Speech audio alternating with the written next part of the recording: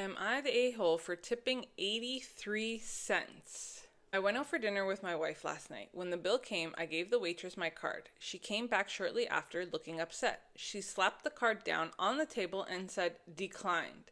I thought her tone was rude. I took out a different card from my wallet and handed it to her. While I was putting the first card in my wallet, she didn't move. I looked at her and said, "Are you okay?" She said, "If I go back and try to run this, are you still going to be sitting here when I get back?" I asked her if she thought her tone was appropriate for speaking to customers. She said, "You're only a customer if you pay." I asked her to speak to her manager. She left with my card. My wife said maybe the waitress had encountered scammers before and was anxious about it. I said being rude and being cautious are two different things. The waitress returned with my card and the slip to fill out. She said, "This one worked. I'm sorry."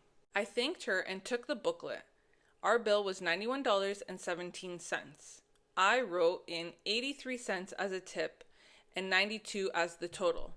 I handed it back to her and started to get up to leave. She said, "You're really not going to tip me?"